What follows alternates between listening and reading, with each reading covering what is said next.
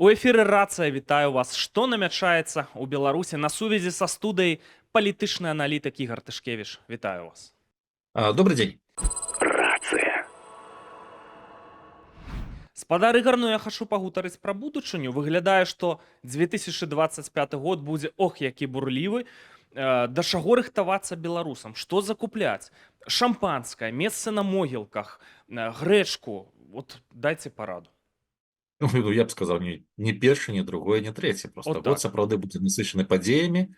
Палітычная сістэма Беларусі будзе будзе надалей ісці да зменаў. На жаль, не ў тым кірунку, які шмат каму падаваўся найбольш рэальным альбо жаданым, я маю на ўвазе дэмакратызацыі, хуткай замены персаналію і так далей. Але змена самой палітычнай сістэмы будзе. Вы маглі б акрэсліць, у якім кірунку? Бо для вас нічога нечаканага няма, а для нашых гледачоў вот гэтыя словы так могуць нават сенсацыйна гучаць для Ну, некаторых. давайте пачнем з некалькіх рэчаў, нават якія на пачатку года альбо там улетку казаў, якія былі пэўнай меры нечаканасцю. Ну, першае, з чым я памыліўся, таму што я думаў, што тыя ж самыя пакеты так званых памілаванняў яны будуць раней. Тут я вызнаю, што гэта была моя памылка, прычым памылка досыць істотная на пару год. Ну, тут фактычна да. Вайна в Украіне она падарыла рэжыму заціскання гаек лішнія гады. Хто б мог Наступнае, падумаць у пачатку гэтай вайны, дарэчы, што так будзе? Наступнае пытанне гэта тое, што записываю, казаў, што Беларусь будзе публічна збіваць расійскія дроны, які залятаюць на беларускую тэрыторыю. Ёсць. Наступнае, разгар міграцыйныя крызісы, таксама гаварыў, што будуць пэўныя сігналы на польскім накірунку ў выглядзе змяшчэння колькасці мігрантаў. Мы маем пэўныя кансультацыі беларускіх чыноўнікаў на заходнім накірунку, і станам на сёння мы паралельна з гэтым мы маем арышт у Беларусі. Так. Ну, дарэчы, паездка Лукашэнкі в Пекін. Тут я просто раю уключыць логіку. З пункту гледжання любой дзяржавы, звычайна ты запрашаеш пасля электаральнай кампаніі, калі гэта важны кантакт. Таму што ёсць новая ўлада, і ты абмяркоўваеш, альбо там абноўленая там легітымнасць, легальнасць па-рознаму, і ты абмяркоўваеш, што трэба зрабіць. Калі ты запрашаеш перад электаральнай кампаніяй, ты дэманструеш сваё стаўленне. Гэта пэўны сэнсе падтрымка і дэманстрацыя на вонкі і іншым палітычным гульцам, што будзе адбывацца.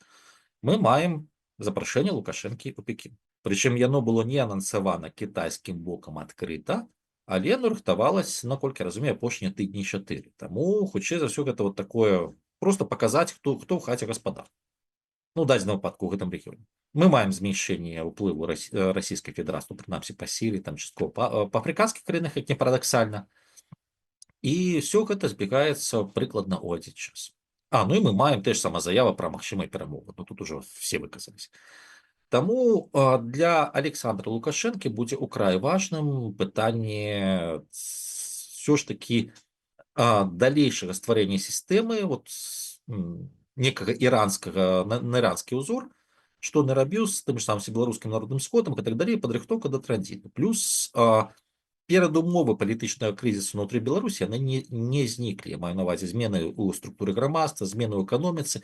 І тут ёсць аб'ектыўныя працэсы, чаму мяняцца краіна будзе.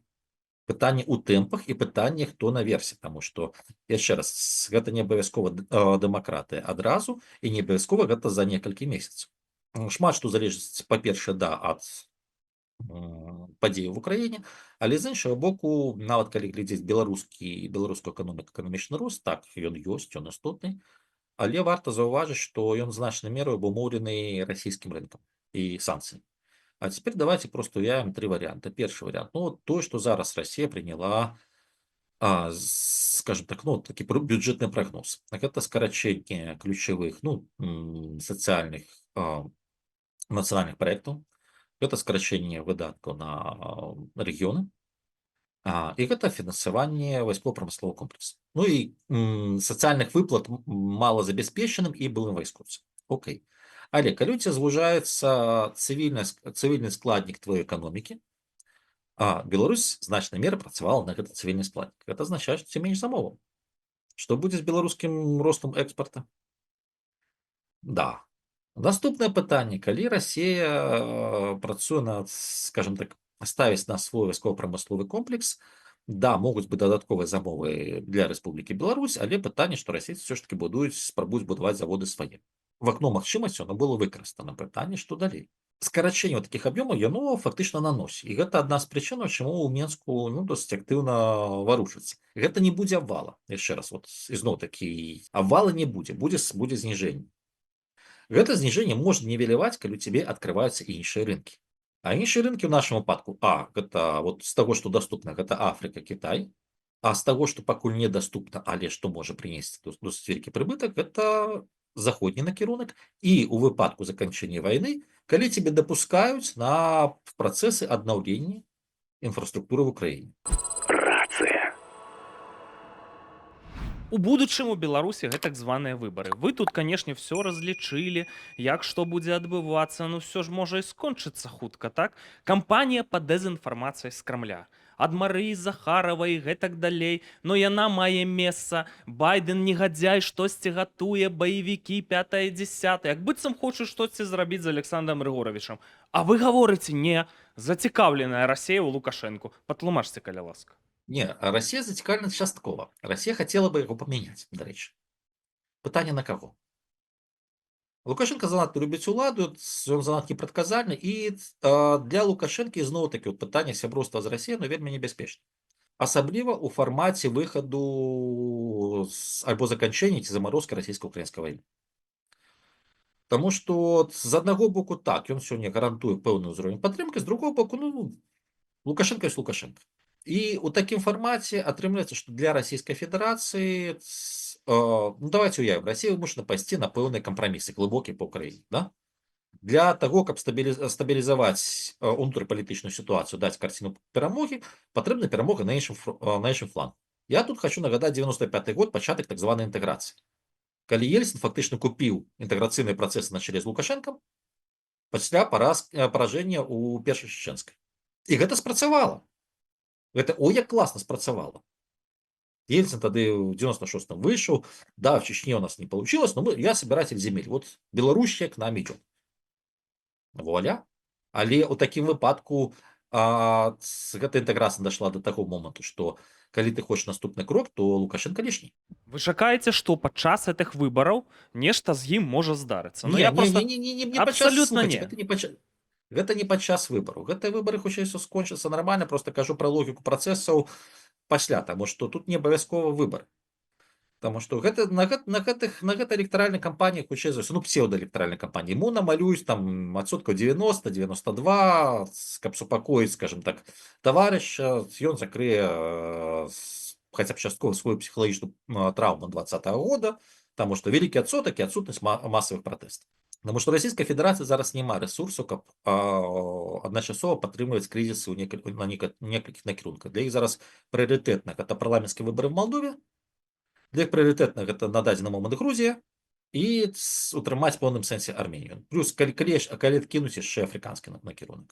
І далей па іншая логіка, што, умоўна кажучы, калі, допустим, Расія, наадварот, выходзіць з вайны з кампрамісамі з боку Украіны, то бишь сильнай пазіцыі. Такім выпадку, навошта тады зноў-такі цацкацца з Лукашенко? Калі нічыя, тады фактычна пытанне, а што там у Менску будуць задаваць як з Кіева, так і з Масквы.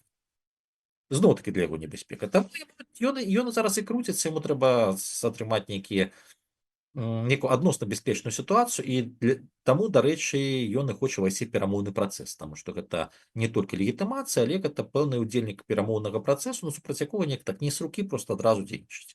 А з пункту гледжання саміх зменаў, ці можа нешта трапіцца з Лукашенко, так калі ласка, канешне. Спадары, даруйце, калі нешта з ім здарыцца, патлумачце, калі ласка. Гэта для Беларусі добра, гэта кепска на сённяшні момант, пры сённяшняй сітуацыі, ці гэта не важна? Тут пытанне, не то, што здарыцца, а што будзе пасля. Першыя 72 гадзіны. Хто будзе актарамі, якія будуць абмяркоўваць, што рабіць далей? Каму будуць тэлефанаваць? Як з Менску, унутры Менску, так з Менску на вонкі, і так з іншых краінаў, ці в Менск, ці в Маскву, ці Пекін. Ад гэтага ўсяго багата што залежыць. І До речі, теж саме, скажімо так, пасажи, бо те ж саме рухи Росії і заяви про розміщення ядерної зброї, це так само от підстраховка на випадок, а що коли. Там, альбо не подстраховка, а подрыхтовка момента калі, тому що что такое ядерная зброя, можна спрачацца, ёсць она ці нема, але есть палітычная заява, што быццам бы яна ёсць, так? Ядерная зброя у рэжыме размяшчэння. Гэта азначае, што яна пад тваёй аховай, яна пад тваім кіраваннем і так далей. Але калі нешта ў краіне змяняецца, ёсць сістэма нераспаўсюджання ядернай зброі. Гэта азначае, што з Пекіна, з Масквы, адкуль заўгодна, вот умоўна кажучы, Беларусі змянілася ўлада. Першы званок будзе не да новай улады. Першы звонок будзе ў Москву. Ребята, что там с вашими ракетами? Альбо боеголовками. Гэта тое ж самае, што было ў 91 годзе, калі амерыканскі прэзідэнт ездзіў па Беларусі, Украіне, Казахстану і пераконваў, што вам нафиг не патрэбна ваша незалежнасць. Таму што была ядерная зброя, і гэта скончылася Будапешцкім мемарандумам. Ну так, а да чаго это прывяло, які быў эфект? Вось гэтых завярэнняў так званых мы сёння бачым, Ну, так як вот зараз абаранілі фактычна, суверэнітэт Украіны.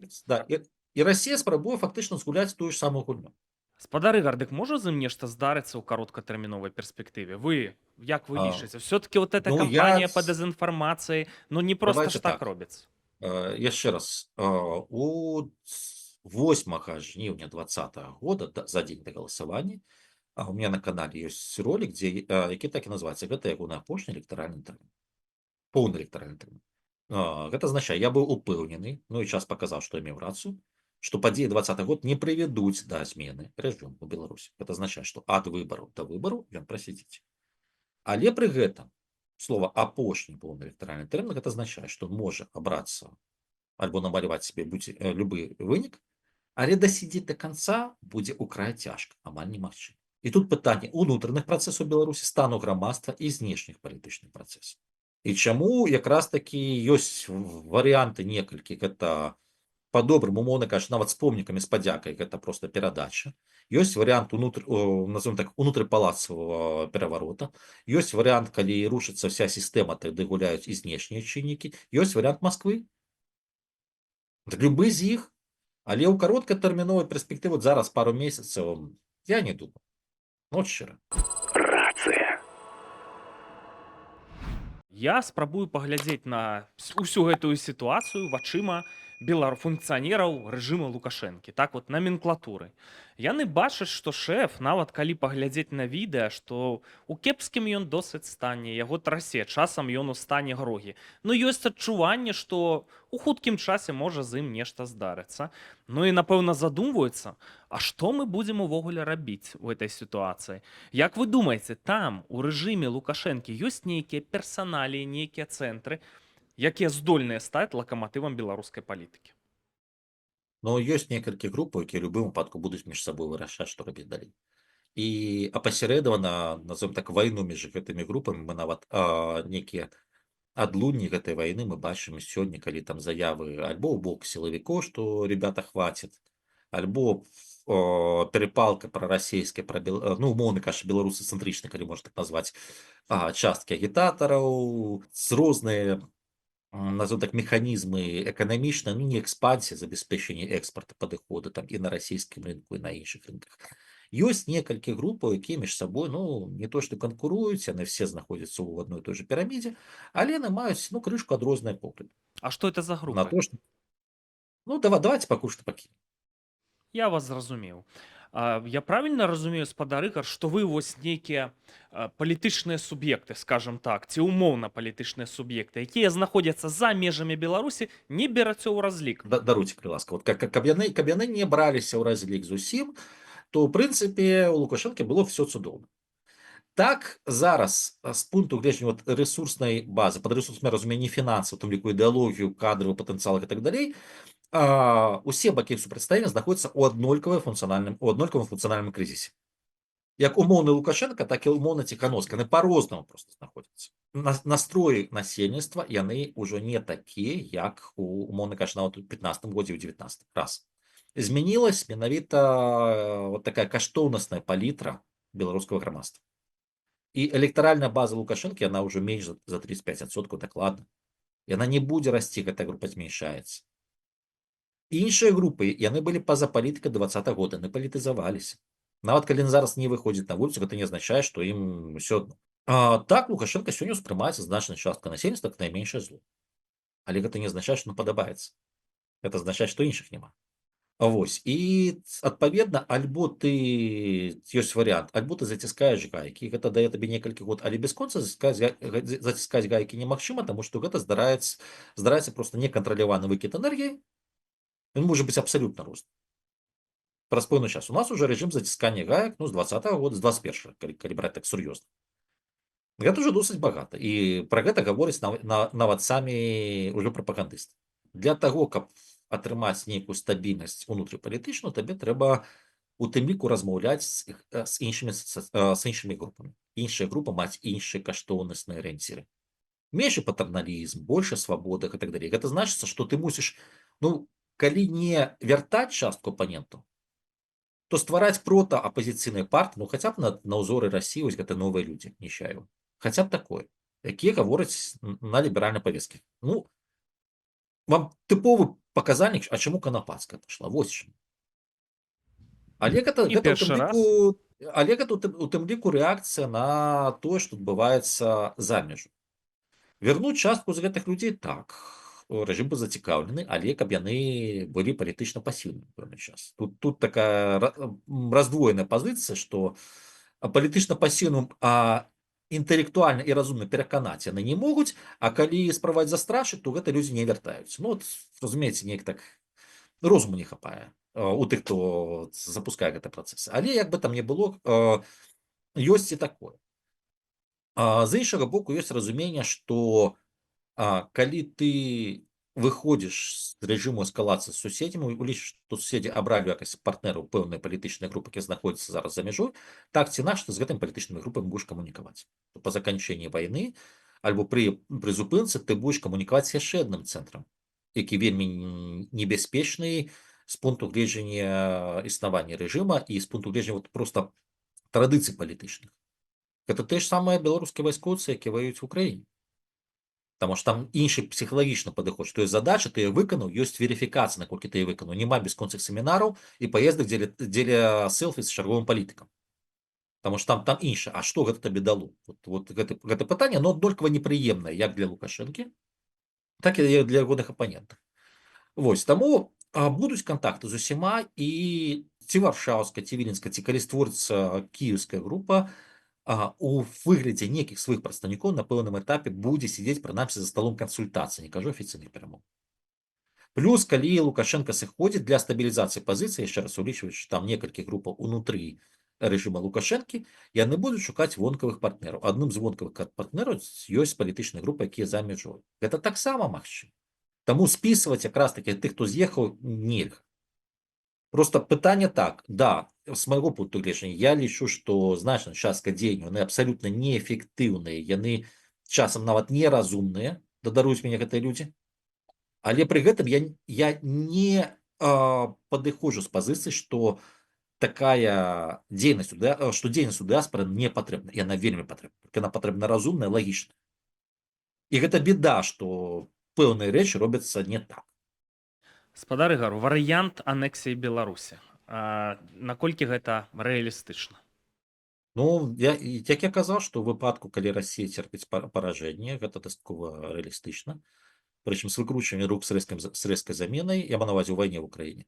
Варыянт, калі Расія выходзіць з вайны, скажем так, у моцнай пазіцыі, гэта пэўнай мерай таксама магчыма, але не так хутка. З іншага боку, засцерагальнікам станам на сёння ёсць Кітай, які ўключыўся, і тут сведчанне таму запрашэння Лукашэнкі. Але я б яшчэ глядзеў яшчэ на адну дзяржаву, якая будзе ўключацца, пра яе казаў не раз, гэта Турэччына. Таму што Турэччына актыўна фармуе зону свайго ўплыву, і мы бачым падзеі на Каўказе, падзеі ў Сірыі. Адпаведна, пасля заканчэння альбо замарозкі вайны Турэччына ўзмацняе свае пазіцыі ў Украіне. Пытанне, ці пойдзе надалей. А далей яна можа пайсці, і сведчаннем таму, там ліку актыўныя такія досыць добрыя адносіны Лукашэнкі з Аліевым і працы на азербайджанскім накірунку. Каб чыноўнікі Лукашэнкі былі разумныя, яны б зараз актыўна размаўлялі з Эрдаганам. Каб атачэнне Святланы Ціханаўскай было разумным, яны зараз актыўна размаўлялі з Эрдаганам. Якая Ну, цікавая как падказка. это? Спадар Ігар, я хачу у вас спытацца пра цэтлікі. Ну, такія запыты ў Ютюбе, якія пішуць беларусы. Вот пішуць: Беларусь, вайна после выбаров. Наколькі это рэалістычна, што вся эта арда, якая зараз завязла ва ўкраіне, там жа 600 тысяч жаўнераў, што гэта не будуць расфарміроўваць, што штосьці плануецца з беларускага плацдарма ў сувалкаўскую прастору, там жа яшчэ ў балтыйскім моры кабелі, інтэрнэт-кабелі пераразаюцца дыверсіі. Можа такое быць? Глядзіце, з аднаго боку Расія яна пугае, палохае свет маштабаваннем канфлікту, але для Расіі важна, каб гэта пачыналась вайна ўсё ж такі праз проксі-сілы, каб не сама Расія. Лукашенко разумее, напрыклад, гэту небяспеку, і ён пагражае, ён махае дубінкай, але першым не палезе. Другое, што ну окей, Расійская Федэрацыя гаворыць, што мы другая армія свету і так далей, мы такія моцныя. Але давайте паглядзім вайну супраць Украіны. Расія пераконала свет, што Украіна гэта failed state і краіна 404 наказалі. Да? Теперь логіка. Другая армія свету выходзіць у краіну, якую называць failed state. І атрымлівае па щах. Причем конкретно. Да, она кантралюе частку гэтай тэрыторыі, але прашу прабачэння, она за вот уже ідзе третий год с 22 года, и она так и не добилась перамоги. То может быть альбо краіны, куды ворваліся, не failed state, альбо Расія не такая моцная. Альбо Украіна крэпкі арэшак. Та ж сама Сирия, она демонструет, что ну, политика Туреччины, потому что не только Сирия, но и Кавказ, она показывает, что ну, когда ты мощный, в меру разумный и нахабный, вот, ты подсовываешь интересы России. Политика Китаю, ну, які без конфронтації, але робить прикладно те ж саме. Тому, да, Путін буде погрожати там додаткової ескалації, натурально. Чи зможе вони, скажімо так, розпочати зараз? Ні. Чи зможе вони розпочати, коли Україна провалиться? Тобто, в випадку провалу України, так. Це означає, що праз певний час державами Балтії, коли Росія відновить свій військовий потенціал і у тим ліку змацниться ресурсами України і українців. Але для гэтага трэба одно маленька, каб Украіна капітулявала. А яна от для расстройства Путіна капітуляваць не збіраецца. Фактор Трампа для Беларусі. Ці ключавы это фактор? От тое, што ён Ну, плануе зрабіць у нашым рэгіёне. Ведаеце, мне потрапілась от пазаўчора якраз фото жаба, якую выставляў на Фейсбуку 5 год таму. Тэлевізор, на якім сидит Лукашенко, і Трамп со спины, і надпись. Сейчас тихо Лукашенко будут слушать. Ось. Ну, карацей кажучы, Трамп, ён любіць палітыку персанальнай дамоўленасці, не інстытуцыянальную. Гэта значит, прыехаў, пагаварыў, раптам пра нешта дамовіліся. А калі для Лукашенко, калі ты хочаш перагарнуць старонку, то такі візаві, такі субеседнік, ён найлепшы, гэта падарунак лёсу. Потому что институциональная память, она памятает, что накосячил там, и есть купа претензий. А коли дядька, який любить махать шашкой, что вот я приехал, я домовился, ну, слухайте, тогда сустрелись, что называется, две вельми подобные особы. И они могут альбо домовиться, альбо рассвариться ущент. Коли на рассвариться ущент, ну, тогда будет крышку неприемно, Александр Григорьевич. Коли домовиться, будет приемно. Хацелася б датычна гэтых мірных перамоваў, там замарозкі вайны, не замарозкі, нешта будзе вырашацца ва ўкраіне, каб вот не заключылі персанальную сделку Трамп і Путін, тым больш за спінай Украіны. Я зараз так у ідэале кажу, так? Хацелася б, каб было прынятае рашэнне нанесці Расіі стратэгічную паразу на тэрыторыю ўкраіне, даць па носе па поўнай праграме. І падчас гэтых працэсаў каб там функцыянеры Трампа і ён сам клаліся спаць, уставалі, маліліся і ўспаміналі пра Беларусь, пра яе важнае стратэгічнае значэнне, так, што не павінна яна быць у арбіце Крамля, не павінна быць у арбіце Пекіна, трэба Беларусю заняцца. А як будзе насамрэч, як вы думаеце? Насамрэч Беларусь не ў прыярытэце. Чаму? Для Сі ў Ну, прыярытэце, вы сёння сказалі, так, звяртаюць увагу. Для Сі гэта адзін з прыярытэтаў, таму што Беларусь гэта ўсходні фаз кітайскай зоны ўплыву. І для Сі гэта таму, што ёсць традыцыі кітайскай палітыкі, які называюцца маленькі сябра, вялікая сябра. Калі ты супрацоўнічаеш з вялікай дзяржавай, ты шукаеш некую яе партнера партнера меньше по памеру і развіваеш з ёй адносіны, ну, крышку апераджальнымі тэмпамі. Таму гэта не то, што прыярытэт вот весь свет сышоўся на Беларусі, не. Кітай таксама ўмее рабіць вывалачкі, скажем так, цуды галадання для беларускага рэжыма, што ён паказаў у 22 годзе. Гэта пытанне якраз такі, што ну, у ідэале, калі партнер будзе адэкватным, то чаму з імі спрацаваць? Для Злучаных Штатаў Амерыкі станам на сёння ЗША вядуць палітыку, ну, скажем так, ашчаджэння рэсурсаў, і яны пераводзяць вырашэнне лакальных праблем, лакальных крызісаў у зону, скажем так, адказнасць іх партнераў, нафармуюць рэгіянальнай кааліцыі. Таму спадзявацца, што вот зараз Злучаныя Штаты прыйдуць і разбяруцца з Беларусю, вырвуць яе з лап Расіі. Не. Такая сітуацыя, з аднаго боку, она непрыемна, небяспечна, з другого боку, і кітайскі, турэцкі, расійскі фактары, яны даюць нам шанс, таму што ўсё ж такі Беларусь вот з такого пыльнага архіва, яна няхай там в трэцім дзесятку пазіцый, але яна прысутнічае. І тут якраз такі пытанне, ніхто за Беларусь не будзе выдумваць гэты функцыянал, дзе яна мусіць быць, з кім яна мусіць быць. Гэта пытанне досыць рацыянальных, абапіраючись не на хацелкі, а на рэальную сітуацыю, планаў, што ты можаш зрабіць за год, за 5, за 3. Як ты бачыш гэта? І вось з гэтым таксама у чым беда Беларусі як дзяржавы, як грамадства, з гэтым праблема як па адзін бок палітычнай барыкады, так і па другі. Таму што для Лукашэнкі дзень прастаяць, нож прыдзяржацца, вот, і з усіма пагаварыць, які разумны. Вот, для апанентаў рэжым грантавага цыкла. Грантавы цыкл, гэта год. Калі ты жывеш у рэжыме грантавага цыкла, ты не можаш планаваць на 3, на 5 год. Спадар Ігар, маё апошняе пытанне. Мы на нашых каналах звяртаемся да беларусаў. Будьце пільныя, беларусы. Так званыя выбары, будьце гатовыя. Можа здарыцца дэстабілізацыя, закалоты, небяспечныя для вас. Тэракты, гексаген пад дамы могуць падкладваць. Будьце пільныя.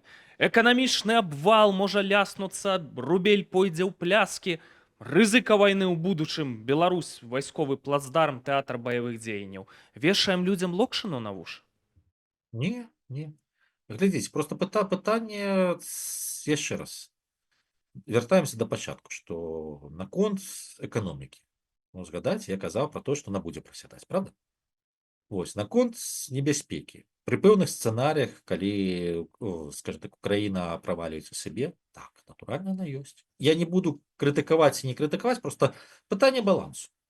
Ці ты заклікаеш людзей думаць сваёй галавой і прымаць нейкія рашэнні, ці ты просто даеш вот нейкі набор альбо цудоўнай карцінкі, што вот у нас перамога праз год, як гэта ўжо было, альбо, наадварот, канца сусвету, што вот ядзерная бомба ўпадзе. Мы можам памыляцца, натуральна. Ад памылак ніхто не застрахаваны. Але пытанне, што спачатку думаеш, а калі ты думаеш, што памыліўшыся, ты бачыш, як выправіць. Альбо мы проста сидзім і чакаем, што за нас зробіць добры дзядзя. Ці то з захаду, ці то з усходу. Ну, як па мне, лепей думаць. Шановныя гледачы, вось такая размова, такі, я б нават сказаў, альтэрнатыўны пункт гледжання для людзей, якія удумліва падыходзяць да кантэнту, так, а не проста шукаюць для сябе нейкіх інструкцыяў, як быць, што будзе, як дзейнічаць. Трэба думаць. Это вельмі слушная парада. Спадар Ігар, шчыра дзякую вам за ўдзел у гэтым выпуску. Дзякую вам.